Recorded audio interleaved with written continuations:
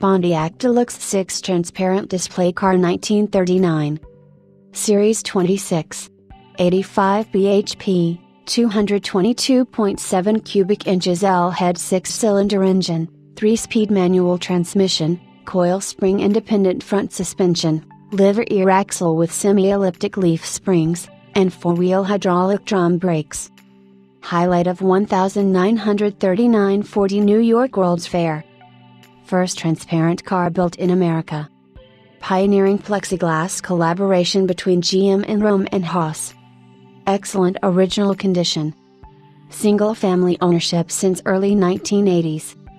Visitors to General Motors Highways and Horizons Pavilion at the 1939-40 New York World's Fair came away awed by a vision of the future. The work of renowned designer Norman Bell Geddes, GM's Futurama exhibit foretold the communities and transportation systems of 1960, many of which came to pass. Other peaks at the feature included previews of progress, inventions that seemed like magic, yarns made of milk, glass that bends, the frigotherm that cooks and freezes at the same time, the talking flashlight transmitting speech over a light beam, exclaimed the exhibit's guidebook. Sharing top billing with the Futurama and previews of progress, however, was the Glass car, the first full-size transparent car ever made in America. On the chassis of a 1939 Pontiac DeLuxe 6, GM collaborated with Rome and Haas, the chemical company that had recently developed plexiglass. The world's first transparent acrylic sheet product, plexiglass was a serendipitous discovery arising from Rome and Haas' work with laminated safety glass. Using drawings for the Pontiac 4-door touring sedan, Rome and Haas constructed an exact replica body using plexiglass in place of the outer sheet metal. The structural metal underneath was given a copper wash, and all hardware, including the dashboard, was chrome-plated. Rubber moldings were made in white, as were the car's tires. It reportedly cost $25,000 to build, an astronomical figure in those days.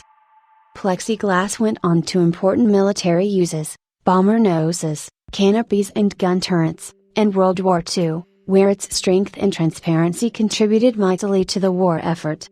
After the war, Rome and Haas developed countless civilian applications, in signs, lighting fixtures, railroad cars and automobiles. With the capability of being molded into virtually any shape and new dyes that allow unlimited color selection, it remains an important commercial and military material. According to the GM Heritage Center, a second car, on a Torpedo 8 chassis, was hurriedly constructed for the 1940 Golden Gate Exposition on Treasure Island, a man-made island in San Francisco Bay. Once their respective showcases had closed, both plexiglass Pontiacs, or ghost cars as they were sometimes known, toured the nation's dealerships. The 1939-40 DeLuxe 6 is the only one known to survive.